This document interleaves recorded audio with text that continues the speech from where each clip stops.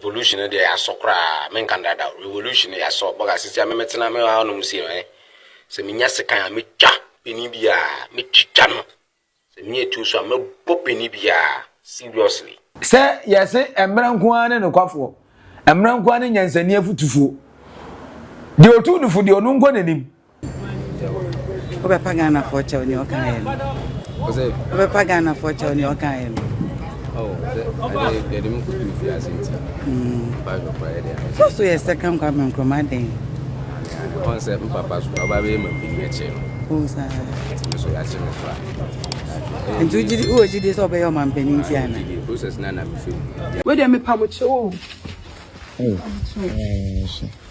Video ceremony I'm fanching.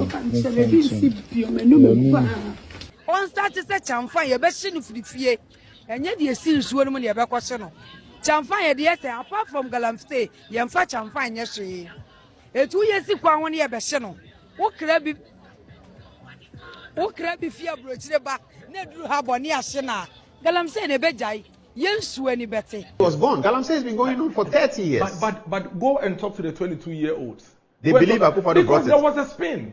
And that is why in the president's response, he still created the impression as if it's an 8-year problem. For you, please, my brother, is it for you? Is there a place for you? Is there a place for you? I'm asking you a question. Is it for you? Answer me. Move it. Move it. You go around. You should just say yes or no so that we know what to do. Because that you are what you are doing amount to obstruction. I don't like it. Please, I don't like it. If the place is for you, owner, be a man enough and own up and so a higher media. Then what we want to do, we do it. Don't come here and be ordering people around. Don't come and be ordering people around. Shall I carry on?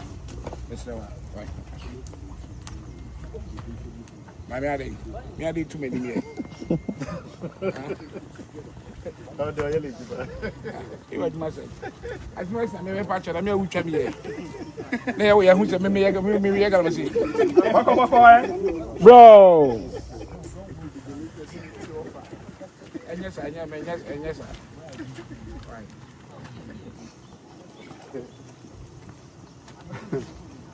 Son of a soccer. Yeah, hard. Papa na ni uncle be no makatre no ni obi se druba beka wa ha bia ne anya adwuma ne ye patro aminu ka mati ase na druba no kra na bihwe commander no de na dikan akofi ansa na baba na me hwe bani anu commander I say we need to be honest with ourselves. Me, I'm not against, and the government is not against mining. But for irresponsible mining, we cannot sit aloof and let it happen. We have pressure from us from all other security agencies. You get it? So we need to ensure that we do the right thing. We follow the right procedure to do our mining, and that is all. And that is all. No one will come and be chasing you and all that. But if you want to do, look, I speak to you now, 3 weeks, no water in Chebi and it's a virus. Why? Because somebody have blocked brim.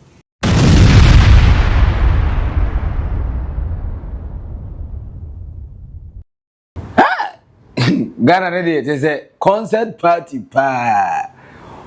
Nipa ne ba be trete. O trete wie no the apology video. No that was minimum motivation we be free. Why ne catch you almost say ubetima for phone.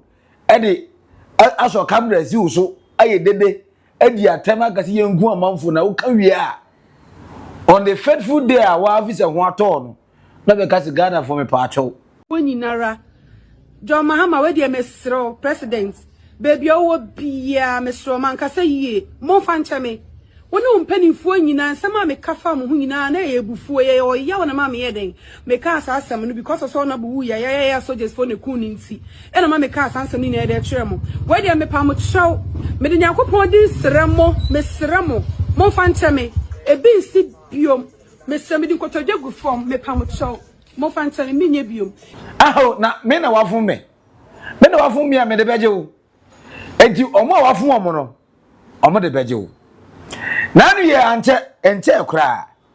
ana brand bi je say ono na Ghana hin na of him to bia no obey video say Ghana police for omuni twa asere soldier for omuni twa asere government appointees omuni twa asere president kosi ne yere so kosi vice president so kosi minority ni majority che say obi bi o ye government work bia no ko na hi na minim ni motivation because acha say na madwin say government appointees they because political money o mabedi owie no the real technocrat for so ansiwa no the real civilian so ansiwa no the real military ne e friend say other security forces so am say akwa no we no no mboto ana boy pa cho na cho para chi na no still Ghana police force yenya John yenya kwase ewu ache no there's another woman Manso de and the Manso bebrebe ne beba abrante na ogaga say hey shoot and kill yengu police for yengu soldier for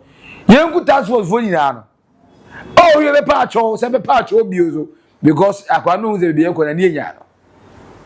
There's another woman after the shooting of the assemblyman. Hey, and someone catch John Dramani Mahama. Any NDC for Jesus Christ. Any Prince Lani charity cry at you because of so much threat to Mahama. I'm going to cry. But me who the honors to for another apology. I be PMO. Ghana is the sweetest country ever. Now I know I'm a certain people even in the NDC. I say no. But I'm saying no. Or message I say different ways. I say they make it approach. Godbot CEO Sami Jemfi Esquire. Abrante and the papa say yache suspects miensa as he can come for over 100,000 kilograms of gold. What 100 million Ghana cedis. That's what I'm saying. There's other attempts. John Dramani Mahama. I saw Obefa so they stop it. Galamsey. Among for any aje. But among for so one is a pa. The fact on the Galamsey a day conversation. Obviously. A be continuous. Because a lot of Ghanaians believe say no. Galamsey must end. But the government and even opposition have a different view when it comes to the normal Ghanaians understanding. They think that's where we get most of our revenue. And the Ghanaian kwam bin to Ghana for say enzo na esepa no. The way enzo na kala asesa no. Mo eto de metima kra enzo afre boche ba mo positions and you will do it. But Ghana for na ya kana ye watch kura 20 Ghana no. Ya bosu make 20 minto and to asu go see 20 days. How much say we got to every butchery? Then and any a friend is saying vote Canadian in buy a bottle water. No. Ye to be this is a chai water. And is how you go do say go to every butchery. La lie. And you possible. Why? A naked truth our Oldboga trends. The Galamsey conversation. Sebe and the is the responsibility of you and I. Ghana for your view, your opinion. Now, fortunate enough, your opinion. Sometimes their opinions matters most. Unless say you're not getting collectively, you're about to get a fighting one common goal. Kai say a big demonstration. Galamsey demo and Galamsey now face the country for so but government have the plans and the plans and yeah they all backside and also all dropping because the Ghana for pay and no purpose away how he's going to do it. Abrante I actually cooking yi na kwakwa na say officer Ghana penifo useless said most of you in your mind and your thinking you believe so say Ghana penifo they are brony abeye ne just say almost say minor. A lot of you believe that, but none under the phone is in this. I saw camera, a channel, a recorder, I say, Ghana benefit useless. And even if you say they are useless, nothing will happen. Now the problem is when you are going to face the law, simple. When you now send not a wish but a threat, Abrante ne se ne threat gidi. Yenku soldier for yenku police for yenku agent for yenku politician yenku president yenku esa inciting violence afofofo a omu ni vim no. They should come and see him. They should listen to his video and they should do same. Moga, see the revolution they are so. Revolution they are so cra men can that revolution they are so boga see me metena me wa no musi eh. Se me nyase kan me twa peni bia me twitwa no. Se me etu so me bo peni bia seriously. What I say? Mo amuye juma wa ban mu nia mo kuta car number green plate obi anhwe ni nsu yi. Mo amuye juma TV so radio station so mu nia obi anhwe ni nsu yi. Sisi ano me bafu attack. What I say? So is street boy na say ade am ye no waza. Who time chia? What is aje gon aba news abaha baby. Yes ha hye. Yes akofu bi say yes ko yakọ bubu aban baby. Yakọ sese hodom. Ya tuja to honom. Boga wotia na boga ya mia. What I say? Me kan yi so. O pa so is street boy na baby. Obetuma disable na de ahye me. Same na me kan. Same na me di mani aba. What I say? Obetuma shi baby a abanka bi a ohun green number plate to petrol to kerosene to wa peja Manchester tum wa shininia. What I say? Papers bibia ban bibia hu bia Jubilee House electoral commission parliament house embassy biara wo obetumi atwetetum na fa hye me din me na me sha ase first opeso aye se me na maka. What I say? Se bibi edu na no ade. What I say? Se wo aban mu na se wutie mi a o de edika ma me champion foni ni a. What I say? Mo amu yejuma parliament onu mu ni a. Mu ni amu ma me twam bako afi so mo MPP 4. What I say? Mo MPP nya. What I say? Ni bibi biara mo ni ani parliament MPP foni mu ni amu ma me twam bako afi so mo NDC fu mo NDC ni mu ni a o parliament ani NDC fu so just na NDC bibia musu mu ni amu ma me twam bako and afi so mo amuso mo share ministries. What I say? Minister of the ministry of the ministry of the obetima boboni ni amu ma me twam bako ma mo yejuma oni a and afi so yen court on say ye wo judge for ye wo lawyer for ye o mo yejuma o court e o security. What I say? Court o mu ni a e o Ghana ni amu ma me twam bako what I say? Afi so yen ko Ghana soldier for. What I say? Soldier for ni a ma chen atiase gunja wu hemfa Michel Campo Bema Campo mention all the barracks barracks ni what I say? E o Ghana amu ma me twam bako any soldiers for my retirement. What I say? Ene mo yere na mo mba mo. What I say? Motumenya ka papa bia mo didim otuma bobra mo to asase papa e de ama mo mba. What I say? Amu di sa de no aye TikTok anam na se ba comment section kai adwo no mo be kan kwase asem tere so mo muti ahomije mu. What I say? Muniamu ma me twam bako so ma me kura ewu o ya ban nipa na ma me kura ewu na so hye formase a ne twam e pro ada ne dompe skeleton. What I say? Ni twam e wo honom no papa shoa so won ma pro. What I say? Afi so sisi amasma me kan say passport office for mo yejimonia amo ye passport e de Nigeria for na ho mo ba muniamu ma me twam bako and afi birth and death registry. What I say? Muniamu a woni munia. What I say? Mu yejuma so dem a ho kama muniamu ma me twam bako Jubilee House for ni me champion for ni. What I say? Any president na mo yejuma obi Jubilee House no nia. What I say? Na so for mo bom mo ba ni are wo no munia muniamu ma me twam bako what I say? And mo ma me no mo ne mo yere no mo ne mo mba mo. What I say? Na mo plans ni a odam ni police for immigration for customs fire service. What I say? Bobo security for ni nia obetuma muniamu ma me twam bako mo ne mo yere no mo mba mo nia. What I say? Afi we na asema me kan didi kan asema me kan say this revolution dey ban full attack. What I say? Into ya ban nipa. What I say? Odaka mu aban car number green plate. What I say? Red number plate. Muni amunhwe mu nsu yi e be twaja to cast ni muni a. What I say? So bia kra nya kra me na me sha ase afi so Senate, Electoral Commission, Parliament, Bank of Ghana muni amunhwe mu nsu yi sisi me ban full attack. Uye soje ni so ahwe nsu yi, uye police ahwe nsu yi, uye shaban tali biara ahwe nsu yi. Me pa ne say me hu a wo shefi atali. Boga ahwe nsu yi. What I say? You be dai mu ni bia ya abaja pade baga. If you say he abaja pade na hu ni ya taxpayers money. Yen nipa no, yen na edi ese. Mo to tete ento. E na mo de to sa anyama ni ni a. Ene yen na mo kasa se boga ye bre. Se be na se Ghana for mo Nigeria for mo bibi na so mo pa mo maba. Mo pa mo mbra. Se yese emra nko ane no kwafo. Emra nko ane nyansani afutufuo. de otu no fu de onu ngo nanim abrante se wasakra di se no de kan bia oboa ono na kan ba entro but unfortunately you are dealing with 7 good months. Wa pacho wie but still you no go do court in 7 months. In a man say onko gondam no dem no so the pay free we are next time okasa obezu ni common number 6 no na da dwene we me bisa say nti we no bit ma happen to mo nya affiliated to strong political parties ana kofanti comedy ayi say Obama pokuya say achinkwa Priscilla charity sa we mu na ye bo mo chechi omu ni na the same threat ano make ye ba political power nti they are free.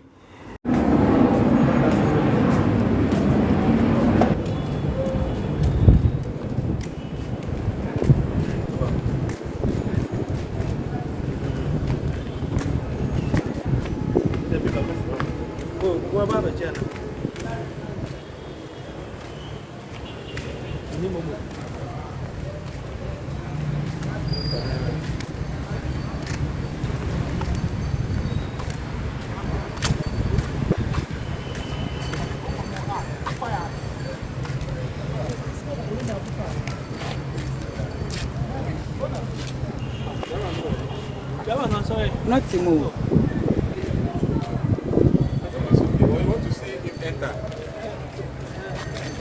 I'm in Grandma. Maybe I will go there. Over Pagana for your kind. Over Pagana for your kind. Oh, they didn't put you as it. So, yes, I come from commanding. Concept Papa's probably a chair. Who's that? And do you disobey your man, Peninsula? Process Nana.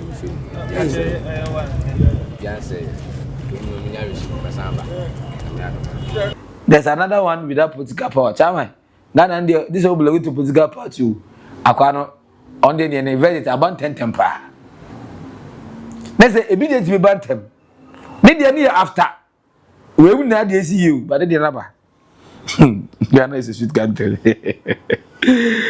Now, Manso, Abu what say, assembly my audio money preventing boys and said, Omun track up prema police if a tax was for.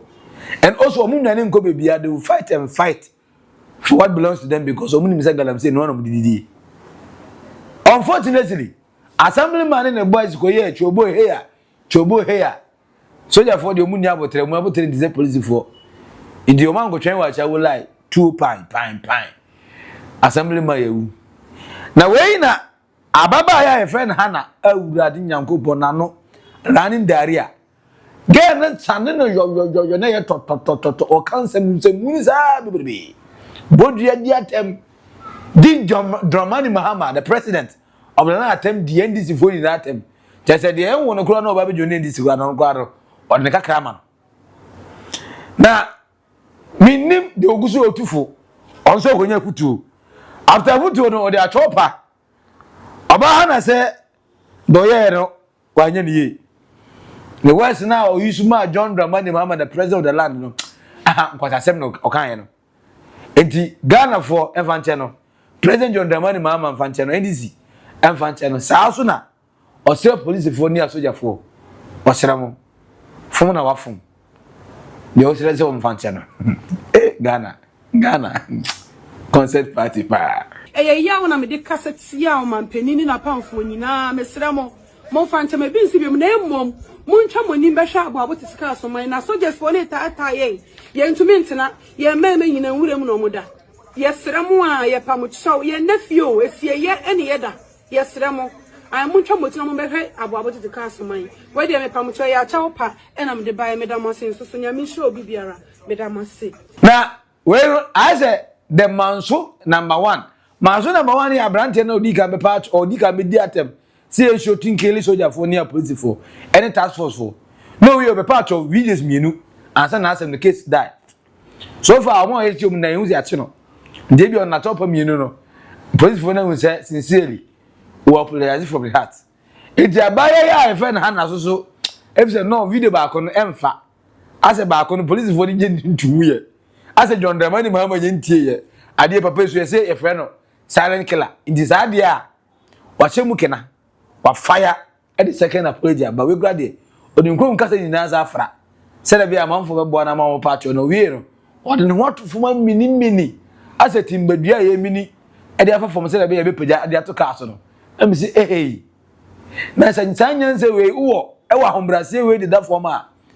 Jane is a man we are pompous, so it's made a president, a whole president of the country at time because hooked phone or camera. Hey, Jimmy, dear, Nani, obedience, no one asked him. We were asking where we want to be home. Where they me pamucho. Ele é o cinema muito fantástico.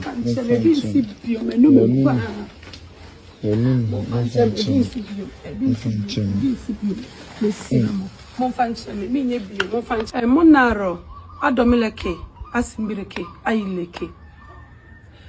Mon president so solo homa. Lolo hakara ya moni han suguru bino montekan suguru. His Excellency John Dramani Mahama suguru ya. Mona ba minga fega suguru. Ka suguru komo. TikTokers leo kwa kane bloggers leo kwa kasuguru komo ya. Kevin Taylor ereso ere nama. Kasuguru komo beba ya say. Mona toka wa komo president so solo huye. Kasuguru komo ya. Mini anoma mutie menede. His Excellency John Dramani Mahama. Me poto kasa me kan ina ne sa cha opana na me gusu pa cha ma nya de se me kasa tia o. Se me kasa tia me mampani mu a ma nya de mon fan cha me. Me nua no NDC for bloggers for nyina me sremo man kasa yie. Mon fan cha me bi nsi bio mu da. Me peja me sasaranda me se bi nsi bio mu da. Me kasa ntia pani kra bio mu da. President bi kra nsi bio mu da. His Excellency me show.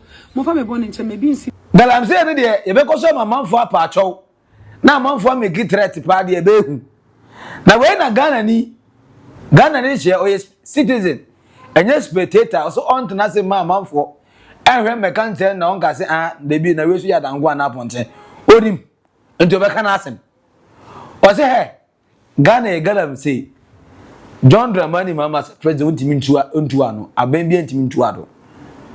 The only people met him to annoy to annoy ahimfo. Ahimfo no na once ase, omo na dey ase ma, omo na ni be omo ase wo Galamsey for so omo kwa najo.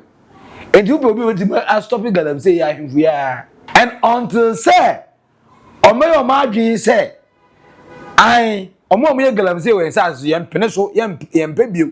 Enti yetu omo na he. De bia be sa commotions de bia mu season ne ma de bia mo eno ma ya bre.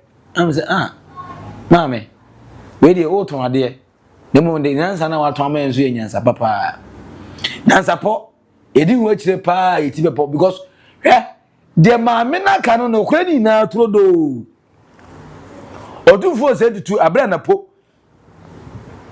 e wo that same sector e go pie mu e wo manhia ka kire opimso say Daddy Misrao, we the men go kan no so you mate. Odu say me am of as say ma menka ma meka. Ahemfo etete a yeni na yeni momo me Galamsey no yeni me be tu Galamsey no. The meaning say ye mpenifo ni nim. But how are they going to solve it? How are they going to stop it? And come adwin dwen ho, and come coat na come mo shirt. Idi yeni na nim say enye omo tinso na se. Enye omo tinso no so. Enyo omo say nsuo no na e problem. Ne omo so mo. Omo so mo no so ya himfo politicians omugufie comfortably omo te ema miensan 9 di fufuo di mutu anopa. E mutu special. Obako mutu ba mutu friends one plate no ena na 500 Ghana. Omo ana Galamsey no omo da suma. Enti mmeko so atim kwala na but mmechi na fufuraba. Na machi na fufuraba. She solve Se omai mu ye pese Galamsey ni jaya. Galamsey ahimfo na betimi astope no. Soja ni ntimi stope Galamsey. Abai na nkase ntimi Galamsey. Pese Galamsey no mutu na nadwo. Ohine no nanim na saase so. So ati na Galamsey wo eye gada ensel. Omukosesa nwia no de abafia behoro. Ni emfa chamfa nsi nsuom. Ene chamfa no na ese ye nsuo. enti na se omo pe aban ne pese o jai Galamsey dia chamfan no ma yesi anyinam eni osi no on start se chamfan ye be hye no firifie enye de esi nsuo no mu ne ye be kwose no chamfan ye de se apart from Galamsey ye mfa chamfan nye hye etu yesi kwa ho ne ye be hye no wo kra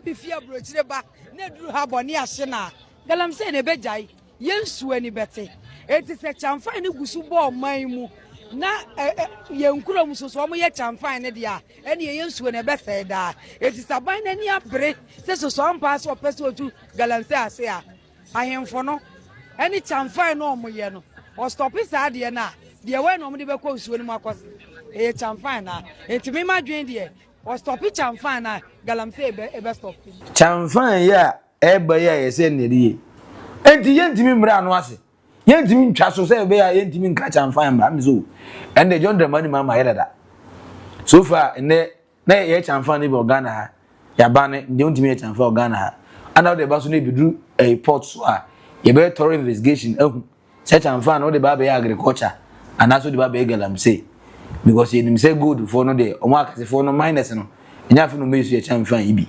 nti e ba ya na ya chikunkran na se unsanka ana Ghana so nya bi enya bi ntimi ye no ba de oye bi aso illegal na se ye che ono ye che wa munamu asem edi maamene de futu eda ma John Dramani Mahama the NDC na Ghana as a whole former CP member ne onye government appointee in the NDC Kwame Jantoa ne sister Nana ya Jantoa presidential staffer papa ne say do ne sister did good NDC but no kra ne de etawdo na etawbo nti obeka wasi say Ghana former politician pressure emomoti asese no Galamsey fight no die need I say solving once and for all we cannot do politics with it yema politicians no pressure say the politicians no will realize say they have to solve it because they are becoming unpopular in the eyes of the people.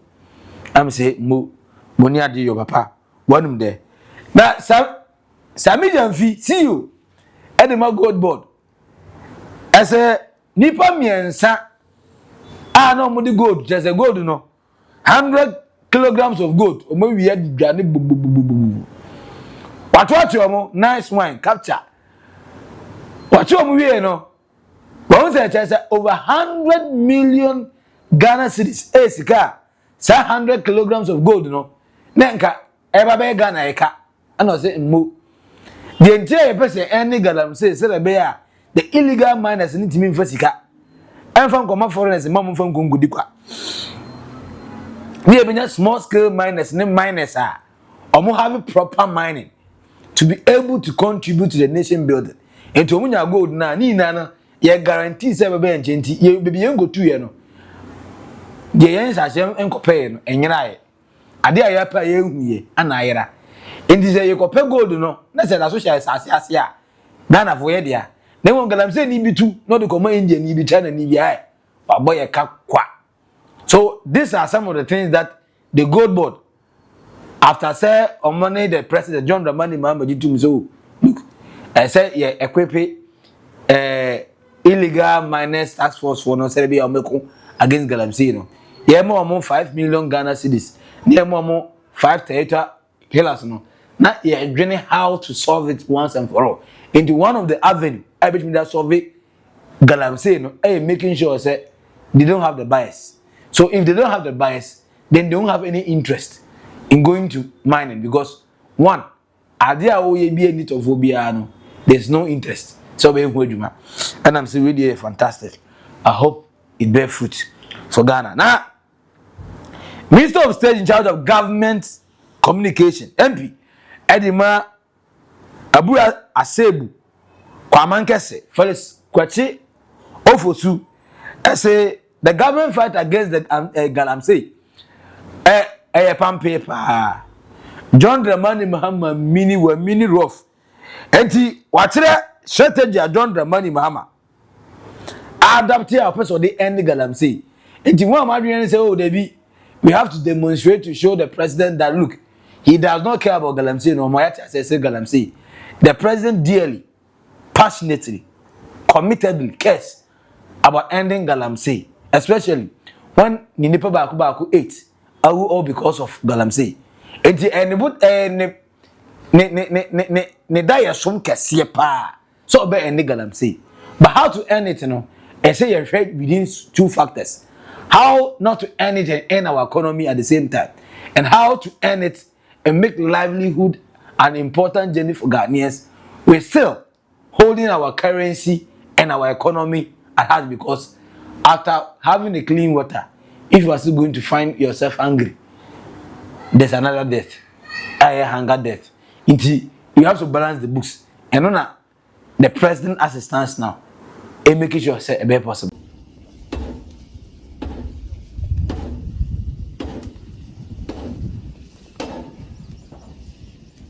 I believe 2-3 this year will clear everything, destroy a whole lot of things.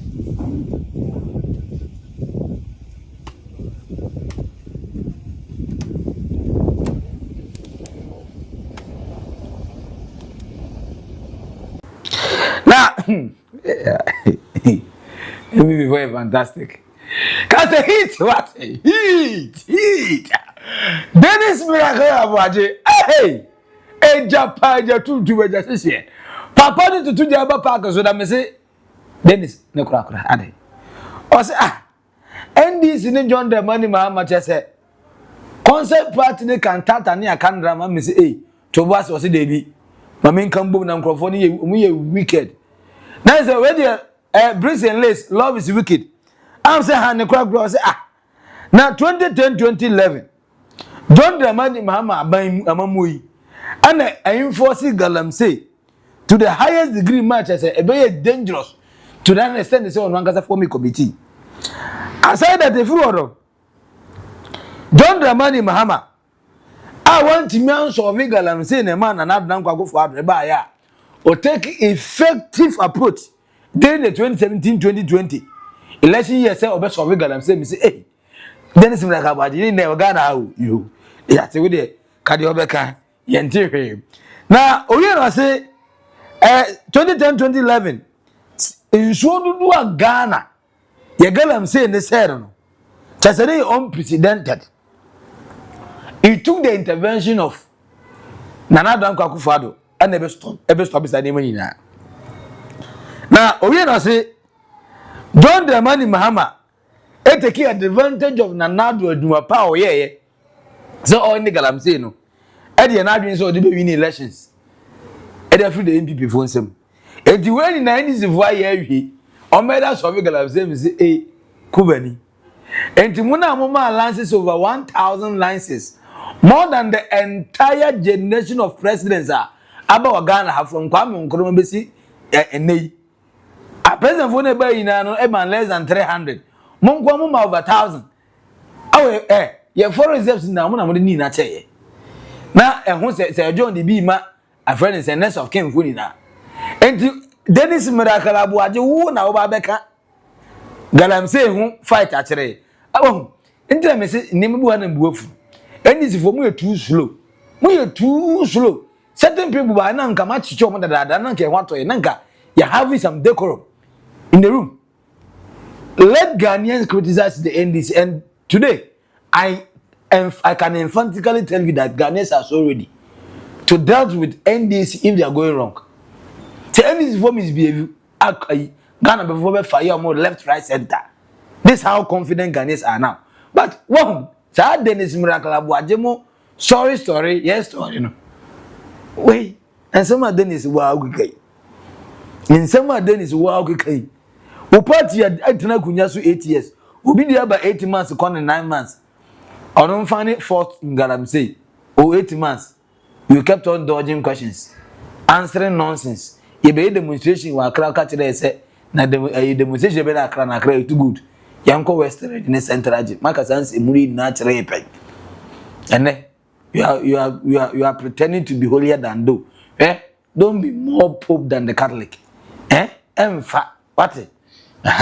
Let's deal with the issues as we have it. First of all, I want us to answer a few questions. Is it true that Galamsey started during the Akufo-Addo era? Did anyone say that? Yes, the president's response, he said, you see, the level of damage that we've seen in the last 8 years. And this is a spin that the NDC and the president have been putting to the Galamsey issue since their days in opposition. To the extent that, think about this, an 18-year-old person in 2024 who was going to cast his vote actually believed that Galamsey started during the Kufuor era. Because at the time, Galamsey truly started. Everyone were children. No, but at the we time, could call something Galamsey. At the time Galamsey truly started, this 18-year-old was probably 10 years or... No, even before he was born. Galamsey has been going on for 30 years. But go and talk to the 22-year-olds. They believe Akufo-Addo brought it. There was a spin. And that is why in the president's response, he still created the impression as if it's an 8-year problem. So is it the case? Okay. Number two. Show us how. Number two, you see, you mentioned Galamsey has been an age-long thing. We've always lived with it. It's always been they go to the gold fields, they pick their way. Part of that. And then they try to mine from it and all of that. But the type of Galamsey we are seeing today started between 2010 and 2011. The kind of Galamsey on the river bodies and the forest and the reserves started in 2010, 2011. That is when it went haywire. So we used to have Galamsey even from the colonial era. Yes. You remember the Sikasunsum movie? Yes. So it's an age-long thing. But you see, they did not go into the river bodies. They were not in the forest reserves. They were doing earth. So remember when we were kids, you will hear some people have died from Galamsey. And they dig pits and enter the pits and all of that. But the kind of Galamsey we are seeing today, the ones on the river bodies, started between 2010 and 2011. And this is a video. When President Mahama was president. Yes, there's a video. Let's watch the video. Let's see the video. How do we know that this video is a 2010 video? Oh, no. I mean, Atamos will speak. Okay. Professor Amos will speak. Are we going to hear the sound? Murky brown. The shorelines are scarred. Cocoa plantations crushed by the heavy machinery that is dragged across them. This is a kind of distraction that we see in the society. You see, one Professor Enin and Galamsey rather seriously. Let's see how we can solve that problem, because this is a clear indication of some of the effects, of Galamsey. Far from being tackled, Galamsey is now so widespread. Miners are moving onto the river itself. Strange new boats are appearing that can suck up silt from the riverbed, sidestepping the need to dig pits along the riverbanks. But the constant churning has turned once pristine waters murky brown. The shorelines are scarred.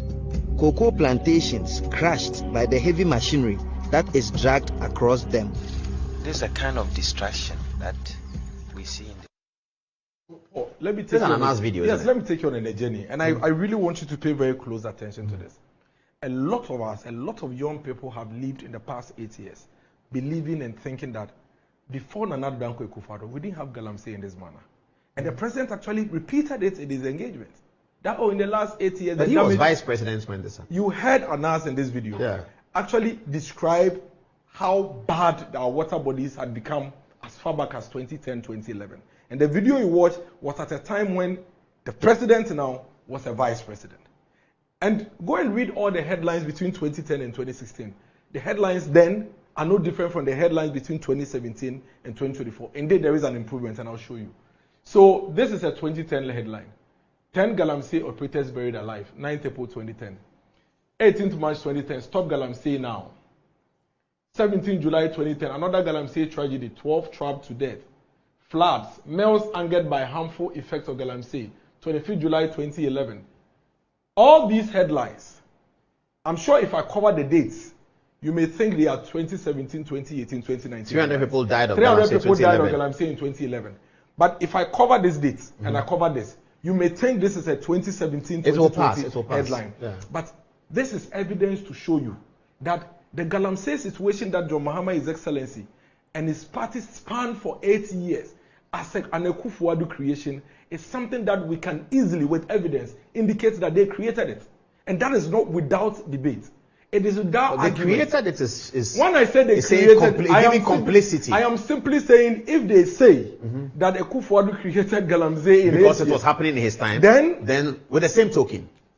In fact, they cannot even bring it towards Akufo-Addo. Because you see, it was as a result of this situation that even Ofoswampofo in 2011 was crying over how the courts were not helping the fight against Galamsey. This is a report in 2010-2011, and it says that area of Galamsey has more than tripled from 2011 to 2015, from 10,907 hectares to 36,696 hectares. 2011 that's very curious for President Mahama, because he was president from 13 to 15. Exactly. Galamsey is affecting major rivers. In 2013, an estimated area of 551,496 hectares was affected by Galamsey pollution. In 2015 alone, Galamsey encroached into at least 603 hectares of protected forest reserves. I am making a case, and I'll show you something. So this is again a story from 2010. Then Professor Mills spoke, the video we've just played. Now, in 2013, when John Mahama, His Excellency, took office, because he was vice president at the time when the new form of Galamsey we are seeing today had popped up, he had to take action. So he set up a task force.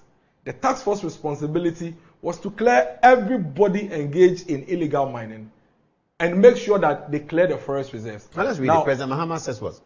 President Mahama sets up interministerial task force with a mandate to arrest and prosecute both local and foreign illegal miners and to adopt and to deport foreigners. Excavators were burnt. Yes. And foreigners were deported. Excavators were burnt in John Mahama time. In 2013. Was not the first no. person John Mahama is the one who started burning excavators in this country. But you are right again. If we cover this, you would think it's a 2020. If I put 2025 there, it's fine. It exactly. Works.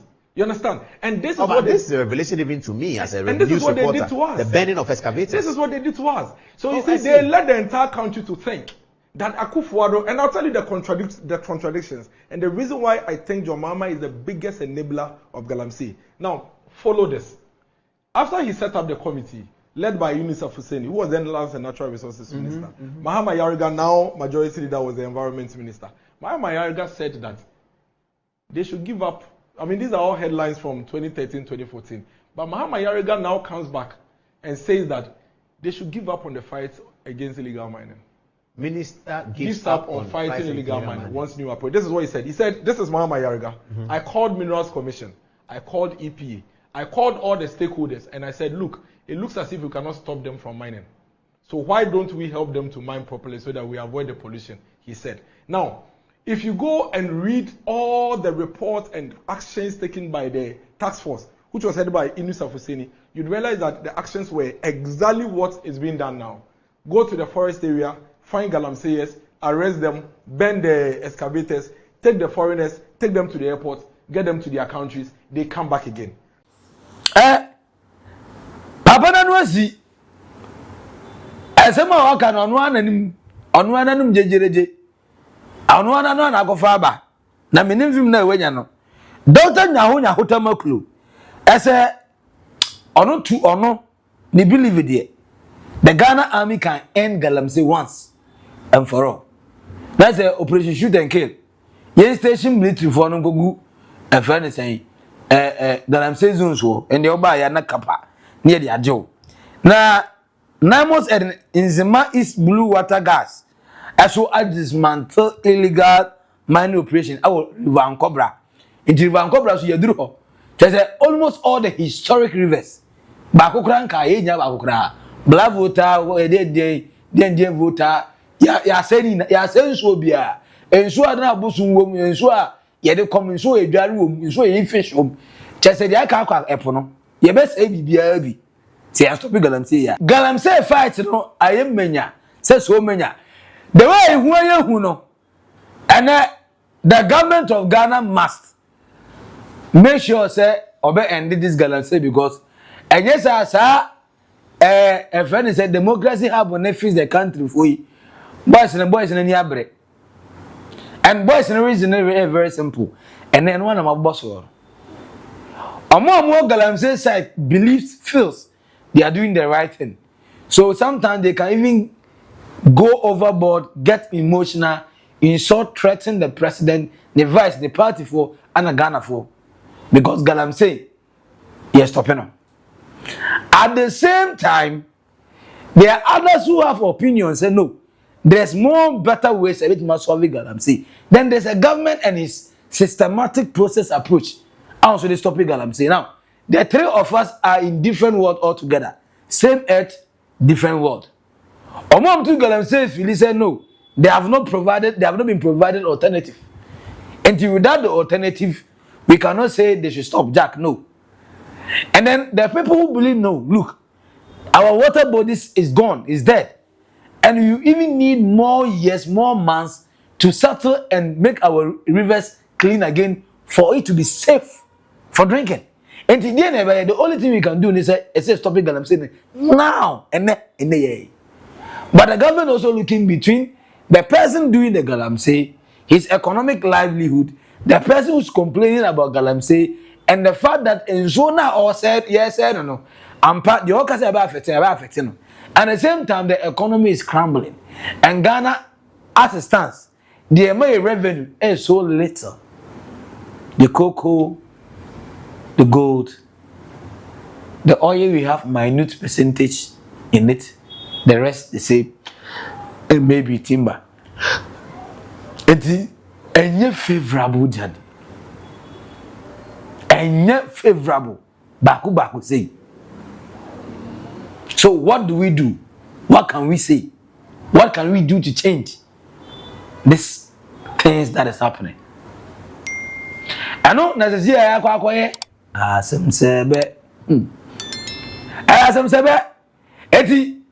Ghana government have any ways to find solutions.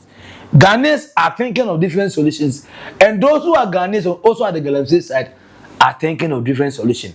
To me, though we are trying to find the equilibrium of this problem, but first, we have to first prevent loss of lives. Then we think about how to save lives. As it stands now, Salmon for air polluted no money. Then it will be better for that few who are struggling with Galamsey to travel far and near to go and find different jobs than say you be sacrifice it, the entire life of the people. And there are certain few individuals because we want them to survive economically when they can actually find alternative to survive. The government of Ghana obviously tries to make money at the same time save lives. But when it comes to saving lives, that's the reason why you're making money. When you have the money and you cannot save lives, what's the essence of it? And the government of Ghana has said, but we know, I don't think it's so difficult of a riddle to find a solution for it. No. The most important, the life of the human beings. And this is the reason why Ghanaians, especially the youth, arise, the heroes of the future. It's either we stop Galamsey now or we stop Galamsey now. I'm of opinion say this is the better approach. And no, demonstration does not actually give solutions, but it shows you that the people are growing difficult and are growing unpleasant with your decision makings. And very soon, if you keep on not listening to them, they'll grow fed up to you. And what happened to the previous government, I remember very well.